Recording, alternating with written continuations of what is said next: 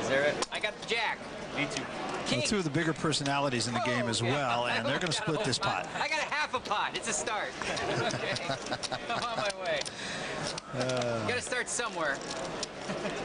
And Barry, I think it's interesting that although both these world-class players had the identical hand, neither one of them really wanted to get involved in a huge pot at this stage. Well, Daniel Negreanu put it aptly, you got to start somewhere. The PartyPoker.net Aussie Millions are brought to you by PartyPoker.net, the world's largest poker school.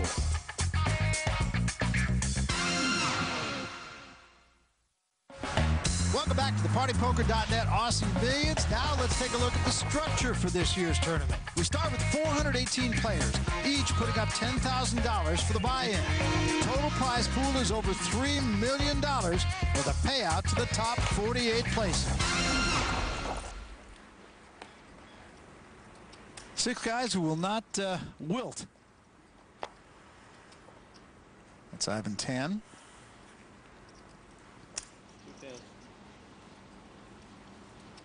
And just looking at Tan's stack, just eyeballing it, you can see that he has a fraction of his opponent's Phil Ivey.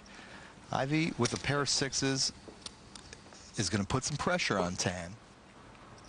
He raises to 8,000. That gets minus out. And Magdas. And Lusk.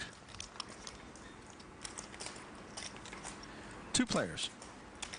Tan's in a tough spot, Barry. He's short stacked. He has a good hand, not a great hand. Yeah, call. Yeah.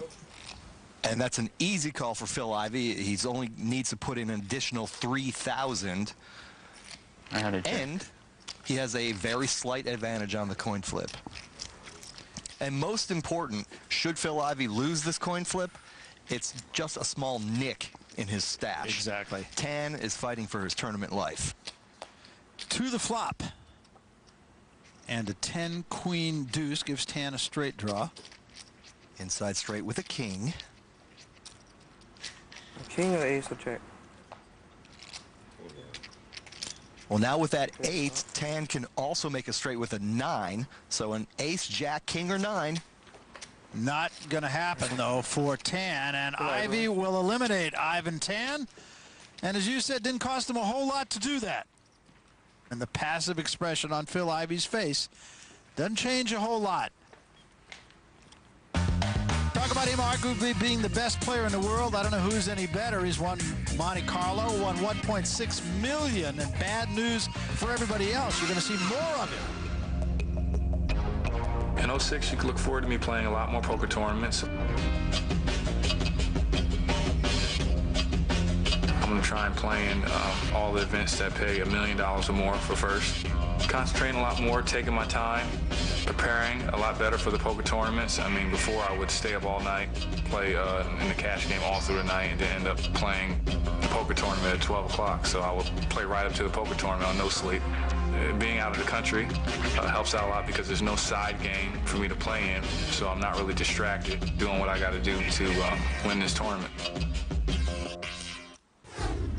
And that lack of side game, I think, is actually a huge bonus for Phil Ivey, because let's be honest, when you're playing in live poker games where you're winning and losing $500,000 every night, it's sometimes hard to keep your interest in a tournament that doesn't have its pot of gold until 4 or 5 days later.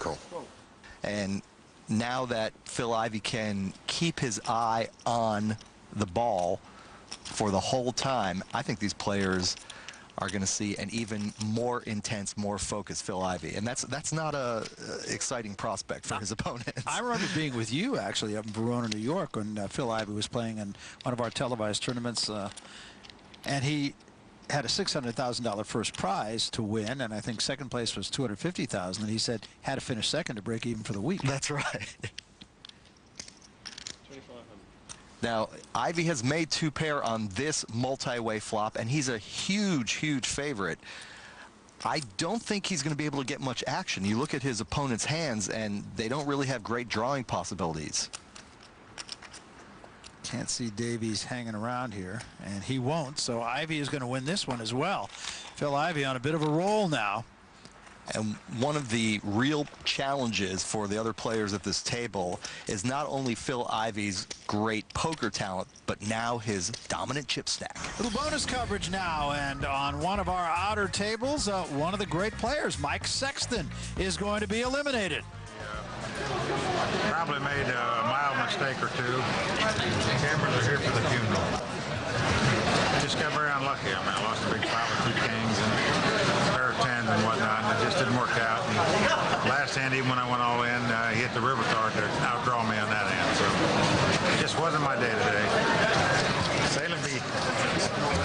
Luckily for Mike Sexton, even when the luck goes bad, he might have a future in television. We welcome you back to Melbourne. Barry Tompkins, Michael Koenig alongside. We're at the Crown Casino, and the Aussie Millions with literally millions at stake. And moreover, for the native Australians, this is really the one tournament they want to win. This is like their national championship. Of course, the Dutchman won't mind taking it down either. I think he'd be very pleased.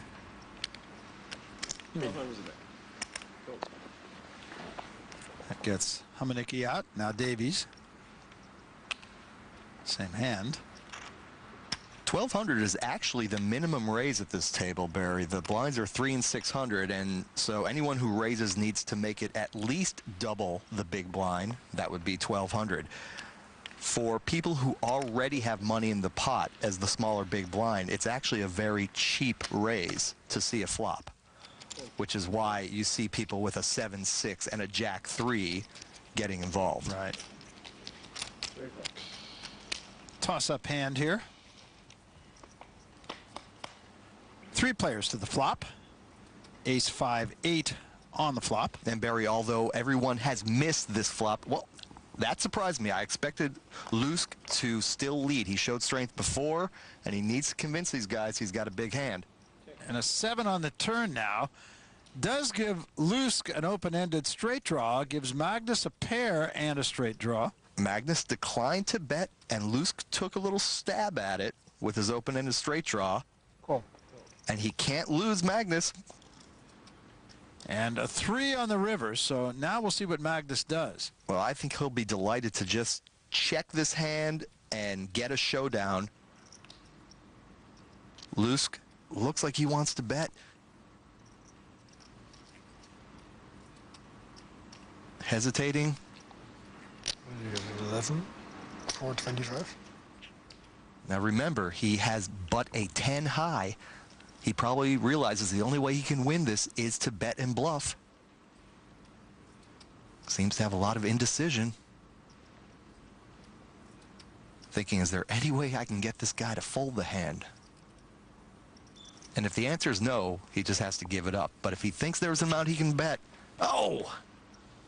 Lusk checks, and Magnus will win with a pair of 7s. Well, there you are. So Lusk just thinking better. I think he hesitated for a moment, thought, well, I got to make some decision here. Decided not to play, and Magnus will win that hand. And I think that was a bit of a blunder there. I think additional pressure might have taken down the pot. Here's our chip leader, Phil Ivey, at 87,000.